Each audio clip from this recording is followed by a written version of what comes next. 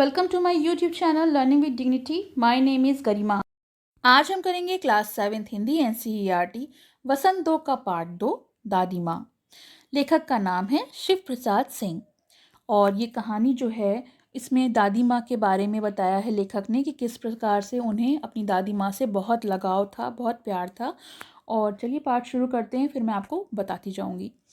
कमज़ोरी ही है अपनी, पर सच तो यह है कि ज़रा सी कठिनाई पड़ते बीसों गर्मी बरसात और बसंत देखने के बाद भी मेरा मन सदा नहीं तो प्रायः अनमना सा हो जाता है। यानी यहाँ पर लेखक बता रहे हैं कि उन्होंने इतनी ज़्यादा गर्मी बरसात और बसंत देखी है, उसके बाद भी रोज़ नहीं सदा नहीं तो कभी कभी उनका मन जो है वो उदास हो जाता है। मेरे शुभचिंतक मित्र मुंह पर मुझे प्रसन्न करने के लिए आने वाली छुट्टियों की सूचना देते हैं और पीठ पीछे मुझे कमज़ोर या ज़रा सी प्रतिकूलता से घबराने वाला कहकर मेरा मजाक उड़ाते हैं। प्रतिकूलता होती है कि कोई भी चीज़ आप ज़रा सी बात पर घबरा जाना या छोटी छोटी चीज़ों पर, तो इस बात पे उनके जो मित्र हैं उनको कहते हैं कि ज़रा सी प्रतिकूलता में वो घबरा जाता है। मैं सोचता हूँ अच्छा, अब कभी उन बातों को नहीं सोचूंगा। ठीक है, जाने दो, सोचने से होता ही क्या है। पर बरबस मेरी आंखों के सामने शरद की शीत किरणें, शरद ऋतु होती है उसमें, सर्दी की ऋतु, उसमें जो ठंडी ठंडी किरणें पड़ती हैं के समान स्वच्छ शीतल की धुंधली छाया नाच उठती है। यहाँ धुंधली छाया की बात उनकी दादी माँ के लिए की गई है, क्योंकि जो लेखक हैं उनको जब तक अपने गांव अपने घर की याद आती रहती है। विशेषकर दादी माँ से उनका काफ़ी गहरा लगाव है और आज अचानक उनकी मृत्यु की खबर सुनकर वो चौंक गए हैं या ये कहिए कि शॉक्ड हो गए हैं। और उनके सामने यानी उनकी आंखों के सामने उनके बचपन से लेकर दादी के साथ बिताए हुए हर लम्हा उनकी आंखों के सामने आ रहा है। मतलब उनको हर छोटी छोटी बात जो है वो याद आ रही है। मुझे लगता है जैसे कुंवार के दिन आ गए हैं। मुझे ऐसा लगता है जैसे कुंवार के दिन आ गए हैं। कुंवार होता है कि आपका जो हिंदी महीने होते हैं जैसे जनवरी फरवरी, उनको हिंदी में चैत बैसाख ज्येष्ठ आषाढ़ सावन भादों कुंवार कार्तिक बोलते हैं। तो इस तरीके से जो कुंवार है वो सितंबर का लास्ट और अक्टूबर का फर्स्ट मंथ होता है। जो स्टार्टिंग होती है 23 अक्टूबर तक कुंवार होता है। तो उनको लगता है कि जो हल्की हल्की सर्दी शुरू होने के जो दिन हैं वो दिन आ गए हैं। मेरे गांव के चारों ओर पानी ही लोरे ले रहा है। दूर के सिवान से बहकर आए हुए मोथा और साई की अधगली घासें, तो जो खेत में मोथा और साई जैसी घासें लगी होती हैं वो अधगली का मतलब पानी की वजह से वो भीग जाती हैं, सड़ जाती हैं। घेवर और बनप्यास की जड़ें तथा नाना प्रकार की बरसाती घासों के बीच सूरज की गर्मी में खौलते हुए पानी में सड़कर एक विचित्र गंध छोड़ रहे हैं। और इसी कारण जो ये घास होती हैं ये सूरज की गर्मी में सड़ जाती हैं और एक अजीब सी इसमें स्मेल आने लगती है। रास्तों में कीचड़ सूख गया है और गांव के लड़के किनारों पर झाग भरे जलाशयों में धमाके के साथ कूद रहे हैं। यानी वहाँ जो छोटे छोटे बच्चे हैं, जो वहाँ पे लड़के हैं, वो उस पानी में कूद कूद कर नहा रहे हैं। अपने अपने मौसम की अपनी अपनी बातें होती हैं। आषाढ़ में आम और जामुन ना मिले चिंता नहीं, अगहन में चिवड़ा और गुड़ ना मिले तो दुख नहीं, चैत के दिनों में लाई के साथ गुड़ ना मिले तो भी अफसोस नहीं, पर कुंवार के दिनों में इस गंधपूर्ण झाग भरे जल में कूदने को ना मिले तो बड़ा बुरा मालूम होता है, क्योंकि वहाँ पर ये बड़ा मज़ा आता है उस गंधपूर्ण झाग भरे जल में नहाने से। तो लेखक का कहना है कि उन्हें वो बहुत पसंद है। मैं भीतर हुड़क रहा था, यानी मैं काफ़ी ज़्यादा एक्साइटेड हो रहा था। तो एक दिन ही तो कूद सका था। उन्होंने एक या दो दिन ही नहाया था, नहा धोकर वो बीमार हो गए थे। हल्की बीमारी न जाने क्यों मुझे अच्छी लगती थी। अगर छोटी छोटी बीमारी हो जाती थी तो लेखक को बहुत पसंद आता था, क्योंकि उनको उस ज्वर में उस दर्द में उनके मन का खाना मिलता था, नींबू पानी मिलता था, साबूदाने की खिचड़ी मिलती थी। तो वो इस चीज़ लिए बड़े खुश होते थे कि थोड़ा बहुत तो बीमार चलता है, मगर थोड़ा थोड़ा ज्वर हो, सर में साधारण सा दर्द हो और खाने के लिए दिन भर नींबू साबू मिलता रहे, तो इसलिए उन्हें अपनी ये बीमारी बड़ी पसंद आती थी। लेकिन इस बार ऐसी चीज़ नहीं थी। ज्वर जो चढ़ा यानी जो बुखार चढ़ा तो चढ़ता ही चला गया, रजाई पर रजाई, और उतरा रात 12 बजे के बाद। यानी इस बार लेखक अच्छे से बीमार हो गए थे। दिन में मैं चादर लपेटे सोया था। दादी माँ आई, शायद नहा कर आई थीं, उसी झाग वाले जल में। पतले दुबले स्नेह सने शरीर पर सफ़ेद किनारीहीन धोती, यानी उनकी जो दादी माँ थी उनके पति नहीं थे, इस कारण वो सफ़ेद रंग की साड़ियाँ पहनती थी और पतला दुबला बदन था तो नहा कर आई थी। तो वो कह रहे हैं कि सन से सफ़ेद बालों के सिरों पर संघा टपके हुए जल की शीतलता। तो जब कोई नहा धोकर आता है तो वो अपने आप में एक मनोरम दृश्य होता है और वो बहुत काफ़ी अच्छी लग रही थी। आते ही उन्होंने सर और पेट छुआ, यानी जब वो नहा कर आई तो सबसे पहले हम कोई बच्चा बीमार होता है तो हम क्या देखते हैं, अगर बुखार नापना होता है तो सर देखते हैं, पेट छू कर देखते हैं कि अब तापमान है कि नहीं है। आंचल की गांठ खोल किसी अदृश्य शक्तिधारी के चबूतरे की मिट्टी मुंह में डाली, माथे पर लगाई और वहां से वो कुछ ऐसी मिट्टी लाई थी जो उन्होंने थोड़ी सी तो उसके मुंह में डाली और थोड़ी माथे पर लगाई। दिन रात चारपाई के पास बैठी रहती, कभी पंखा झलती, कभी जलते हुए हाथ पैर कपड़े से सहलाती, सर पर दालचीनी का लेप करती और बीसों बार छू छू कर ज्वर को अनुमान करती। यानी दादी माँ इतनी चिंतित रहती थी कि कुछ ना कुछ जो उनको पता होता था उसके इलाज में करती रहती थी। हांडी में पानी आया कि नहीं, उस पीपल की छाल में छौंका कि नहीं, खिचड़ी में मूंग की दाल एकदम कम मिली तो नहीं है, कोई बीमार के घर सीधे बाहर से आकर तो नहीं चला आया है, आधी लाखों प्रश्न पूछ पूछ कर घर वालों को परेशान करती रहती थी। मगर दादी माँ का ये था कि वो लेखक से काफ़ी लगाव रखती थी, तो वो नहीं चाहती थी कि कोई भी गलत कदम से किसी को नुकसान हो। दादी माँ को ना जाने कितने किस्मों की दवाइयों के नाम याद थे। इसका अर्थ यहाँ पे ये दिया हुआ है कि आपने सुना होगा दादी माँ के नुस्खे, यानी जो अंग्रेज़ी दवाइयाँ होती हैं वो तो अलग होती हैं, मगर हमारे जो बूढ़े बुज़ुर्ग लोग होते हैं उनके कुछ अपने ही तजुर्बे होते हैं, उनके कुछ अपने ही कुछ एक्सपीरियंसेस होते हैं, अनुभव होते हैं, जिसके कारण वो दवाइयाँ बनाते हैं और उनकी दवाइयाँ फ़ायदा भी बहुत करती हैं। इसी तरीके से गांव में अगर कोई बीमार होता तो उसके पास पहुंच जाती और वहां भी उनका वही काम होता, हाथ छूना, माथा छूना, पेट छूना और ये सब छूकर उसके तबीयत के बारे में वो बताती। भूत से लेकर मलेरिया, सरसाम, निमोनिया तक का अनुमान विश्वास के साथ सुनाती, यानी वो हर मर्ज की दवा जो है उनके पास होती थी। महामारी और विशोचिका के दिनों में रोज सवेरे उठकर स्नान के बाद लवंग और गुड़ मिश्रित जलधार, गुगल और धूप, सफाई कोई उनसे सीख ले, यानी वो इतनी साफ सफाई से रहती थी और ना जाने कितनी चीज़ों के बारे में वो जानती थी। गुड़ मिश्रित जलधार होता है यानी जिसमें जल गुड़ मिला होता है। दवा में देर होती, मिश्री या शहद खत्म हो जाता, चादर या गिलाफ नहीं बदले जाते तो वे जैसे पागल हो जाती थीं, यानी उनको साफ सफाई बहुत पसंद थी।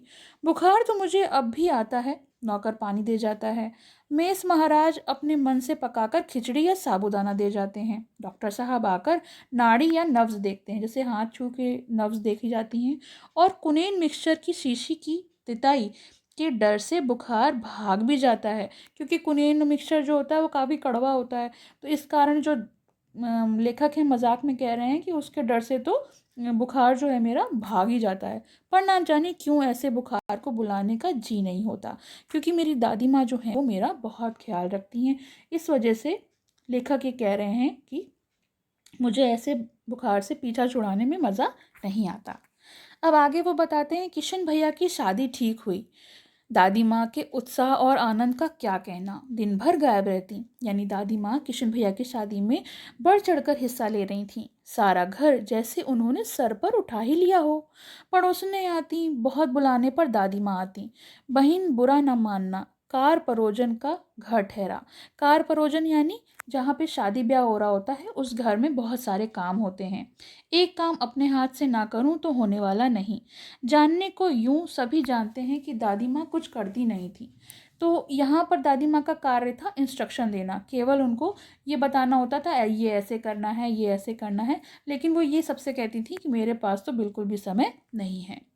पर किसी काम में उनकी अनुपस्थिति वस्तुतः विलंब का कारण बन जाती थी, यानी अगर वो काम मतलब अगर वो कहीं पे अनुपस्थित हैं, नहीं मौजूद हैं, तो वो काम में देर, विलंब माने देर हो जाती थी, क्योंकि वो सब उनका इंतज़ार करते थे तभी उस काम को शुरू करते थे।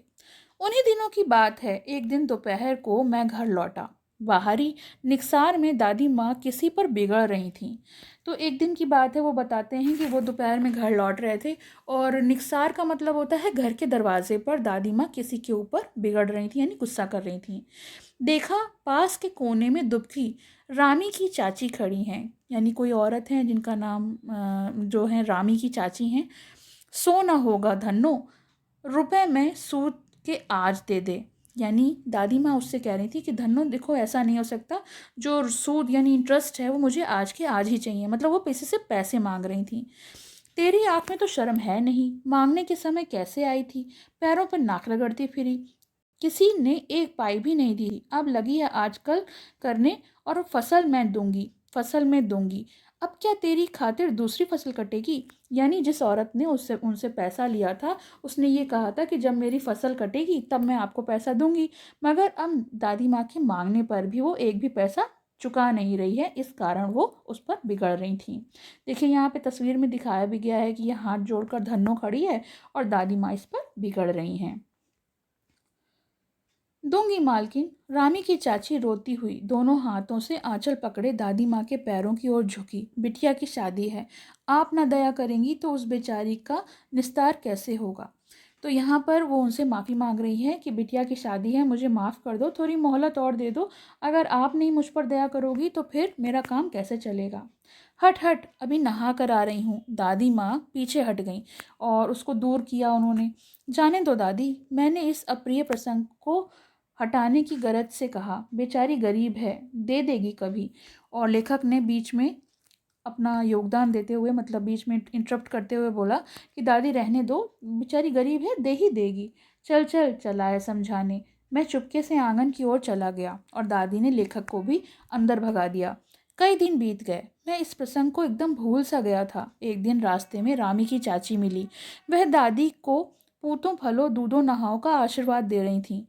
यानी उस दिन तो दादी को डांट रही थी और इस दिन दादी को पूतो फलो और दूधो नहाओ का आशीर्वाद दे रही थी। मैंने पूछा, क्या बात है धन्नो चाची। तो उसने विहल होकर कहा, उरिन हो गई बेटा, भगवान भला करे हमारी मलकिन का। कल ही आई थी, पीछे का सभी रुपया छोड़ दिया, ऊपर से 10 रुपए का नोट देकर बोली, देखना धन्नो, जैसी तेरी बेटी वैसी मेरी, 10 5 के लिए हंसाई न हो, देवता है बेटा, देवता। यानी यहाँ पे दादी माँ ने उस दिन तो गुस्सा दिखाया था, मगर दादी माँ अंदर से इतनी ज़्यादा नर्म दिल की थी कि वो उसकी बेटी की शादी में गई भी और कुछ पैसे भी दिए और जो भी कर्जा था वो भी माफ़ कर दिया। उस रोज़ तो बहुत डांट रही थी। मैंने पूछा, वह तो बड़े लोग का काम है बाबू, रुपया देकर डांट भी ना तो लाभ क्या। यानी उसने धन्नो ने कहा कि बड़े बड़े लोग हैं, माफ़ तो कर देते हैं, मगर डांट लगा दी तो कौन सी बड़ी बात है। मैं मन ही मन इस तर्क पर हंसता हुआ आगे बढ़ गया। किशन का विवाह के दिनों की बात है। विवाह के 4 5 रोज पहले से ही औरतें रात भर गाने गाती हैं, गीत गाती हैं। विवाह की रात को अभिनय भी होता है। अभिनय होता है नाटक। यह प्रायः एक ही कथा का हुआ करता है। उसमें विवाह से लेकर पुत्र उत्पत्ति तक के सभी दृश्य दिखाए जाते हैं। यानी ये सब जो है विवाह कार्य है, जिसमें विवाह भी होता है और जिसका विवाह होता है उसमें उसको संतान भी मिल जाती है। पुत्र उत्पत्ति का मतलब है कि उसके बच्चे भी हो जाते हैं। सभी पार्ट औरतें ही करती हैं। ये सब नाटक होता है, अभिनय होता है। मैं बीमार होने के कारण बारात में ना जा सका। लेखक बताते हैं, मैं उस वक्त बीमार था, इसी कारण मैं उस बारात को अटेंड नहीं कर सका। मेरा ममेरा भाई राघव दालन में सो रहा था। दालन होता है आंगन। और जो मेरा ममेरा भाई राघव था वो वहाँ पे सो रहा था। वह भी बारात में जाने के बाद पहुँचा था। औरतों ने उस पर आपत्ति की। दादी माँ बिगड़ी, लड़के से क्या पर्दा, लड़का और ब्राह्मण का मन एक सा होता है। तो दादी माँ ने मना कर दिया, मतलब डांट दिया कि लड़का है, इससे क्या पर्दा। मुझे भी पास की एक चारपाई के चादर उड़ाकर दादी माँ ने चुपके से सुला दिया था। बड़ी हंसी आ रही थी। सोचा कहीं जोर से हंस दूं, भेद खुल गया तो निकाल कर बाहर कर दिया जाऊंगा। पर भाभी की बात पर हंसी रुक ना सकी और भांडा फूट गया। दादी माँ ने तो उनको छुपा दिया था, लेकिन जब वो हंसने लगे तो फिर वो बात पता लग गया कि यहाँ पर कोई लड़का है। देबू की माँ ने चादर खींच ली। कहो दादी, ये कौन बच्चा सोया है, बेचारा रोता है, शायद दूध तो पिला दूं। तो यहाँ पर दादी माँ की जो चोरी थी वो पकड़ी गई थी। उन्होंने लेखक को उड़ा दिया था और कह दिया था कोई बच्चा सो रहा है, मगर लेखक कोई बच्चा तो था नहीं। इस कारण जो देबू की माँ थी उन्होंने हंसी मजाक में कहा कि ये शायद छोटा सा बच्चा है तो इसे दूध पिला दिया जाए। दादी माँ बिगड़ी, लड़के से क्यों लगती हो? सुबह रास्ते में देबू की माँ मिली। कल वाला बच्चा भाभी? तो उन्होंने चिढ़ाते हुए कहा, भाभी कल जो बच्चा आपने पकड़ लिया था मैं वही हूँ। मैं वहाँ से ज़ोर से भागा और दादी माँ के पास जाकर खड़ा हो गया। वस्तुतः किसी प्रकार का अपराध हो जाने पर जब हम दादी की छाया में खड़े हो जाते, उभयदान मिल जाता। अभयदान, यहाँ पर कोई भी छोटी सी चोरी करते हैं या हम लोग कोई गलत काम करते हैं छोटा सा, तो हम लोग क्या करते हैं, बड़ों के पल्लू में जाके छुप जाते हैं। तो लेखक ने भी वही किया कि जैसे छोटी छोटी मजाक करो और जाके दादी माँ की छाया में खड़े हो जाओ। स्नेह और ममता की मूर्ति दादी माँ की एक एक बात आज कैसी कैसी मालूम होती है। यानी वो जो दादी माँ थी उनके व्यक्तित्व को लेकर लेखक सोच रहे हैं कि किस तरह से मैं दादी माँ के आश्रय में रहता था, किस तरह से मैं दादी माँ के संग समय व्यतीत करता था। परिस्थितियों का वत्या चक्र जीवन को सूखे पत्ते सा कैसा नचाता है, इसे दादी माँ खूब जानती थीं। दादा की मृत्यु के बाद से ही वे बहुत उदास रहती। संसार उन्हें धोखे की टट्टी मालूम होता था। धोखे की टट्टी का मतलब होता है कि हर इंसान उन्हें धोखा देना चाहता था। दादा के स्वयं जो धोखा दिया, क्योंकि दादा ने भी उन्हें धोखा ही दिया था। वे सदा उन्हें आगे भेजकर अपने पीछे जाने की झूठी बात कहते रहते थे। यहाँ दादी माँ हमेशा यही कहती थी कि पहले दादी माँ मरेंगी और फिर दादाजी, लेकिन दादाजी ने भी उन्हें धोखा दिया और पहले छोड़कर चले गए। दादाजी की मृत्यु के बाद कुकुर मुत्ते की तरह बढ़ने वाले, मुंह में राम बगल में छुरी वाले दोस्तों की शुभ चिंता की स्थिति भी डावाडोल थी। यानी कुछ लोग होते हैं ना, जब आपके सर से आश्रय उठ जाता है तो वो आपको मुंह पे तो कुछ होते हैं और पीछे से वार करते हैं। तो इसी तरीके से दादी माँ के भी कई रिश्ते थे जो मुंह में राम बगल में छुरी वाला काम करते थे। दादा के श्राद्ध में दादी माँ के मना करने के बाद भी पिताजी ने जो अतुल संपत्ति व्यय की वह घर की तो थी नहीं। अब दादाजी का श्राद्ध हुआ, दादी ने मना भी किया, लेकिन उल जलूल पैसे मत खर्च करो। लेकिन अतुल संपत्ति का मतलब है उन्होंने बहुत सारा पैसा खर्च कर दिया। दादी माँ अक्सर उदास रहा करती थी। माघ के दिन थे, कड़ाके का जाड़ा पड़ रहा था। क्वार कार्तिक अगहन पूष माह फागुन, मैंने अभी आपको बताया, तो माघ जो है वो जनवरी और फरवरी के बीच का समय होता है। कड़ाके का जाड़ा पड़ रहा था क्योंकि जनवरी और फरवरी के बीच में बहुत ज़्यादा जाड़ा पड़ता है। पछुआ का सन्नाटा और पीले की शीत हड्डियों में घुस पड़ती, क्योंकि आपको मालूम होगा कि जनवरी के महीने में बहुत ज़्यादा ठंड होती है और यहाँ पे यही बताया जा रहा है कि काफ़ी ठंडी पड़ रही थी उस समय। शाम को मैंने देखा दादी माँ गीली धोती पहने कोने वाले घर में एक संदूक पर दिया जलाए हाथ जोड़कर बैठी थीं। उनकी स्नेह कतार आंखों में मैंने आंसू कभी नहीं देखे थे। मैं बहुत देर तक मन मारे उनके पास बैठा रहा। उन्होंने आंखें खोली। दादी माँ, मैंने धीरे से कहा, क्या है रे, तू यहाँ क्यों बैठा है? दादी माँ, एक बात पूछूं, बताओगी ना? मैंने उनकी स्नेहपूर्ण आंखों की तरफ देखा और मैंने उनसे पूछा कि मैं कुछ पूछूं तो आप मुझे बताएंगी? क्या है, पूछ। तुम रोती थी। दादी माँ मुस्कुराई। पागल, तूने अभी खाना भी नहीं खाया है, चल। तो दादी ने बात को टालने के लिए कहा, चल खाना खा ले चल के। धोती तो बदल लो दादी माँ, मैंने कहा, क्योंकि उनकी धोती जो थी काफ़ी गीली थी और सर्दी का समय था। मुझे सर्दी गर्मी नहीं लगती बेटा। वे मुझे खींचती रसोई में ले गईं। उनका कहना था कि मुझे इन चीज़ों का कोई असर नहीं होता और वो मुझे खाना खिलाने के लिए रसोई में ले गईं। सुबह मैंने देखा चारपाई पर बैठे पिताजी और किशन भैया मन मारे कुछ सोच रहे थे। दूसरा चारा ही क्या है, बाबू बोले, रुपया कोई देता नहीं, कितने के तो अभी पिछले ही बाकी हैं। वह रोने रोने से हो गए। यहाँ पर पैसे की दिक्कत आ चली थी। इसी बारे में जो दोनों लोग थे वो बातें कर रहे थे, पिताजी और किशन भैया। रोता क्यों है रे? दादी माँ ने उनके माथा सहलाते हुए कहा। मैं तो अभी जिंदा हूँ। उन्होंने संदूक खोलकर एक चमकती सी चीज़ निकाली। तेरे दादा ने ये कंगन मुझे इसी दिन के लिए पहनाया था। उनका गला भर आया। मैंने इसे पहना नहीं, इसे सहेज कर रखती आई हूँ। यह उनके वंश की निशानी है। उन्होंने आंसू पोंछकर, पुराने लोग आगा पीछा सब कुछ सोचकर चलते हैं बेटा। और उनका ये कहना था कि जब हम कुछ जेवर जोड़ते हैं, जैसे आपने घर के बड़ों को देखा होगा, तो पुराने वक्त में भी इस तरह के चीज़ें होती थी और बुरे समय के लिए ही इन चीज़ों को संभाल कर रखा जाता था। सचमुच मुझे दादी माँ की शाहब्रश देवी सी लगी, यानी जो उनकी परछाई थी, जो उनकी छवि थी, उसमें ऐसा लगा जैसे कि कोई भगवान की छवि हो। धुंधली छाया विलीन हो गई। मैंने देखा दिन काफ़ी चढ़ाया। पास के लंबे खजूर के पेड़ से उड़कर एक कौवा अपनी घिनौनी काली पांखें फैलाकर मेरी खिड़की पर बैठ गया।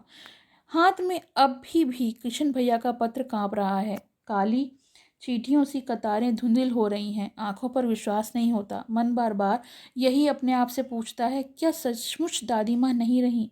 और लेखक जो हैं अपनी इन बातों को सोचते सोचते ये बात पर विश्वास ही नहीं कर पा रहे हैं कि जो दादी माँ की मृत्यु की खबर आई है वो क्या वाकई में सच है। तो ये तो हो गया पाठ। अब हम इसके प्रश्नोत्तर देख लेते हैं।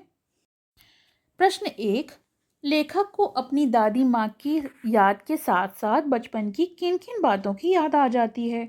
तो उत्तर है, लेखक को अपनी दादी माँ के याद के साथ साथ बचपन की और उनके गांव की और घर परिवार की अनेक बातें याद आ जाती हैं। उनमें से कुछ निम्नलिखित हैं। पहला, कुआर के दिनों में जलाशय के झागदार पानी में कूदकर नहाना। दूसरा, आषाढ़ में आम जामुन, अगहन में चिवड़ा गुड़ और चैत में लाई तथा गुड़ खाना। तीसरा, बीमार होने पर दादी का स्नेहपूर्ण प्यार करना और देखभाल करना। चौथा, किशन भैया की शादी में औरतों का अभिनय चोरी से देखना। पांचवा, दादी माँ द्वारा धन्नो का कर्ज के लिए उसे डांटना और फिर उसके कर्ज को माफ कर देना। और छठा, मुसीबत के दिनों में पिताजी को संतोष देना या संतावना देना।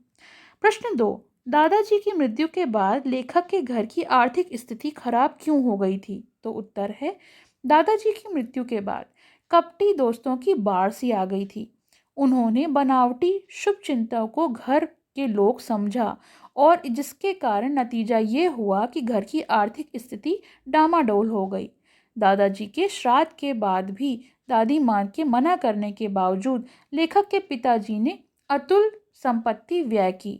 यह संपत्ति घर की ही नहीं थी, कर्ज में ली गई थी। अनुभवहीनता के कारण हुई इन गलतियों से घर की आर्थिक स्थिति खराब हो गई थी, क्योंकि जो सारा खर्चा हुआ था, मैंने आपको पाठ में बताया था कि जो खर्चा था वो कर्जा लेके हुआ था, इस कारण जो संपत्ति थी वो व्यय हो गई थी और उनको इस आर्थिक स्थिति का सामना करना पड़ा।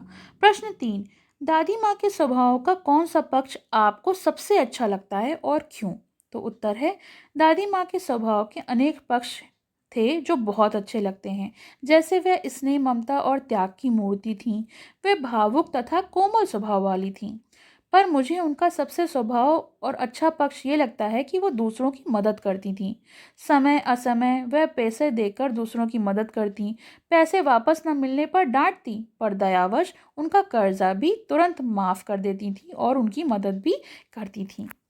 कहानी के आगे आपने इस कहानी में महीनों के नाम पढ़े, जैसे क्वार, आषाढ़, माघ। इन महीनों में मौसम कैसा रहता है लिखिए। तो मैंने आपको बताया था कि जो हिंदी महीने होते हैं, जैसे कि चैत, बैसाख, ज्येष्ठ, आषाढ़, उसी तरीके से इन्होंने क्वार, आषाढ़, माघ की बात की है। तो क्वार का महीना होता है वर्षा ऋतु के जो चौमासे में ये अंतिम महीना होता है, यानी वर्षा ऋतु में 4 महीने होते हैं और ये आखिरी महीना होता है।